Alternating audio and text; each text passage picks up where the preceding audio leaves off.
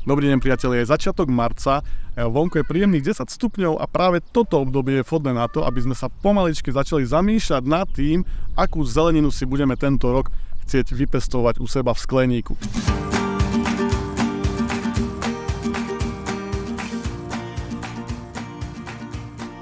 Nachádzame sa na statku Vodorica, kde si spoločne s manželmi Valigurovcami ukážeme v ich foliovníku, ako si správne vypestovať zdravé a silné priesadky, ktoré budete môcť už na jar vysádzať priamo do svojich záhonov.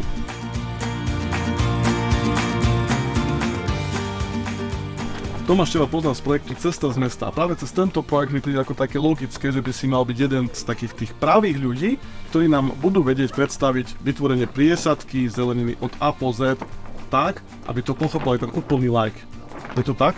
Áno, si na správnom mieste. Dobre, ďakujem, Tomáš, len mi prosím to teraz povedz.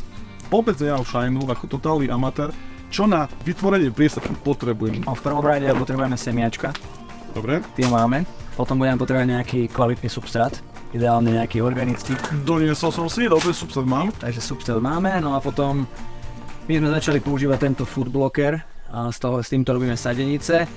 No alebo potom vlastne môžeme už do takýchto kelímkov alebo do niečoho takého to môžeme vysázať. No toto poznám, toto nepoznám, toto mi ukážeš, ako sa s týmto asi pracuje, to je niečo pre mňa veľmi zaujímavé a nové. No ale tak prvý krok.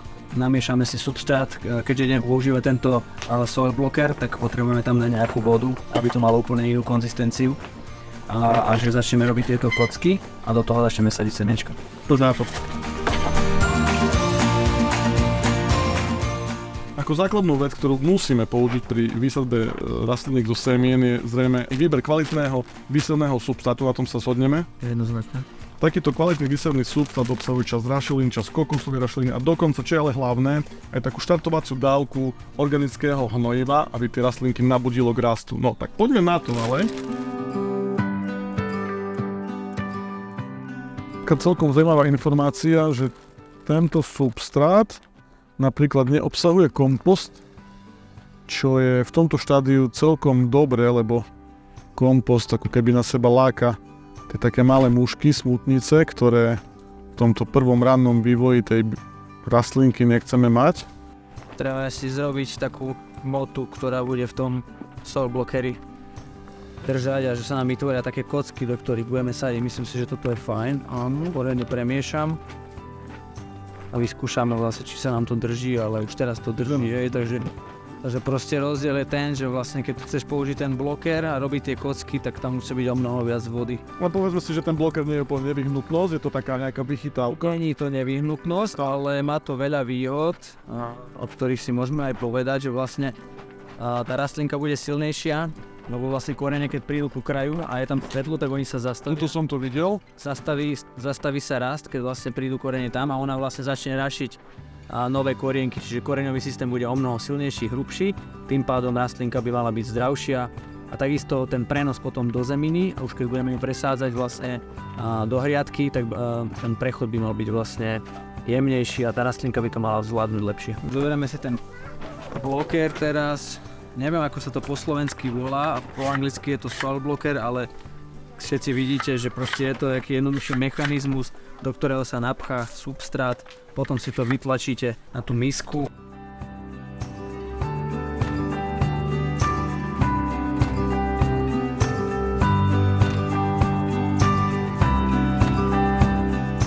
Takže máme 8 blokov, ja teraz odložím toto. Môžeš to kľudne posunúť. Trošku asistovať to máš? Jasné. No a poďme posadiť. Nájdi semiačka papriky. PCR-ka napríklad. Dobre, PCR-ko, typická stará odroda. PCR. No, vyberiem si zo pár semiačok. Takto na dle. Myslím, že tie dierky, ktoré to zariadenie zrobilo, ja by som ich trošku prehlbil. Začuhli. Tomáš, treba si na niečo dávať pozor, keď takto máš tu rôzne farebné semiačka. Možno také nejaké vysnuté odhodiť, ktoré máš pocit zrejme, ak sa to stane. My veľa vecí robíme pocitovo v záhrade, proste keď ti nejak intuícia alebo niečo hovorí, že proste niektoré semiačko vidí, že je buď trošku prinité alebo má inú farbu, tak ho proste treba vyhodiť. Niekedy moja manželka ich ešte na chvíľu namočí do vody alebo ich nasliní, že tam je aj tá tvoja keby nejaká informácia, že lebo to bude tvoja paprika. DNA tvoje. Čiže dá sa to aj takto robiť, ale samozrejme nemusíme to dneska Ale robiť. to nebudeme sliniť.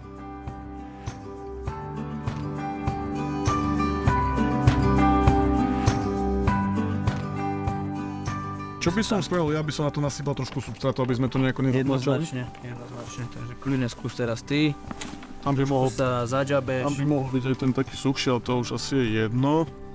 Presne tak. Nejako takto to len malú vrstvičku. Mierne pritlačiť, nie extra. Presne tak. Vlhké to je dostatočne, lebo sme to riadne navlhčili, čiže si myslím, že už to ani netreba polievať. No, prenášame sa v čase, tuto máme už také rastlinky konkrétne, toto tu je paprika, po nejakých zhruba 6 týždňov od výsadby, celkom pekná, vyrastená, má dostatok slnka, vlahy.